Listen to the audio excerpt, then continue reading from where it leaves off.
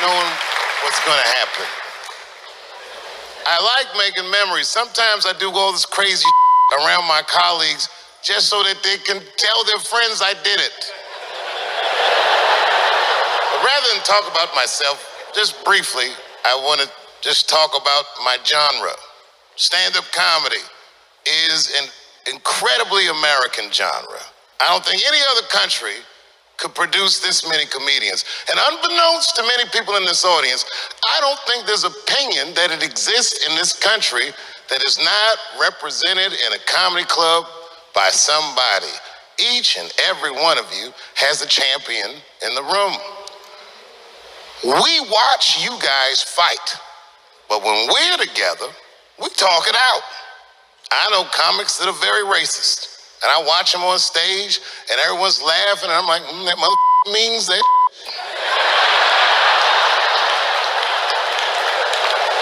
Don't get mad at them, don't hate them. We go upstairs and have a beer, and sometimes I even appreciate the artistry that they paint their racist opinions with. Man, it's not that serious. The First Amendment is first for a reason. The Second Amendment is just in case the first one doesn't work out.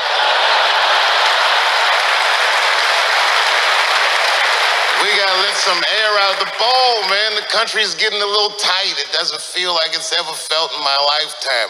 So tonight, I am honored that my colleagues are here in comedy and in music.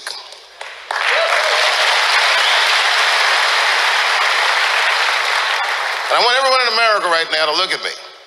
Look at me smoking indoors. I didn't ask anybody, I just did it. What are they gonna do? Kick me out before I get the prize? No, nigga, this is called leverage.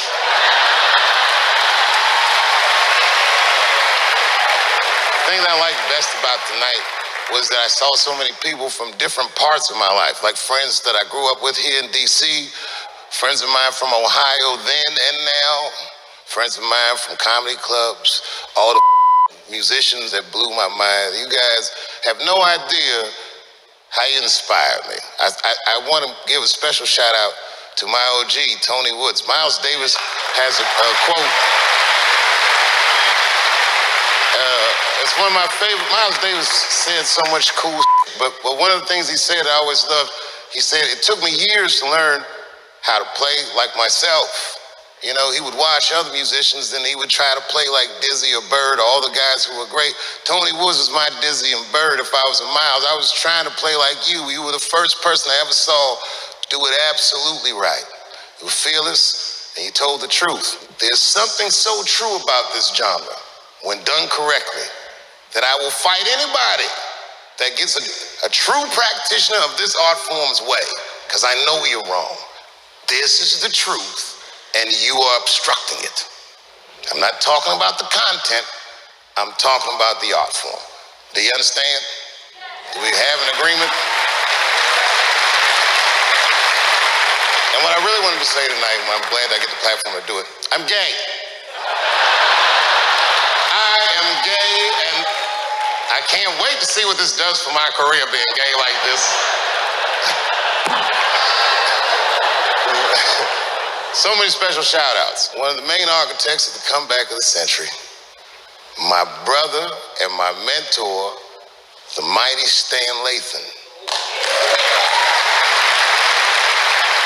I never dreamed that I would be able to work with someone as great as you. These last 5 specials, straight fire. I wouldn't want to do another special with anybody else but you. So eat your mother vegetables and live as long as you can, because we doing a few more of these bitches.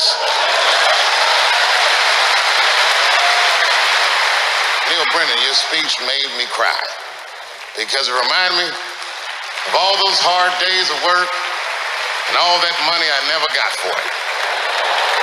The other real special shout out I gotta make, because none of this would have been possible on any level without this person, is my mother.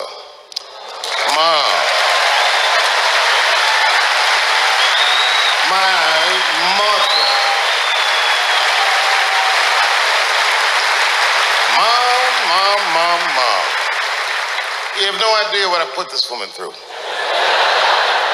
If you had just given birth to me, that would have been more than enough. But the fact that you raised me and raised me well, we had a real oral tradition in our house. I knew the word griot when I was a little boy. A griot was a person in Africa who was charged with keeping the stories of the village. Everyone would tell a griot the stories and they would remember them all so that they could tell future generations. When they got old, they'd tell them to someone else. And they say in Africa, when a griot dies, it's like a library was burnt down. And my mother used to tell me, before I ever thought about doing comedy, she said, you should be a griot. And she'd fill me with every story of black life. You know, she's educated in African-American studies, and she would let me understand the context that I was being raised in, that I'm being raised in a hostile environment that I have to tame. By the time I was 14 years old, I was in nightclubs, mastering an adult world. It was terrifying.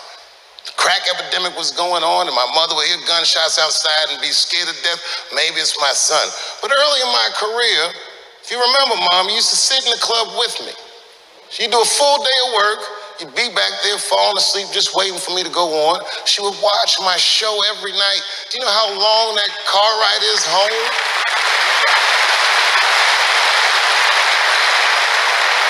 How many of you have ever heard your mother say, jokes were a little too much tonight, son?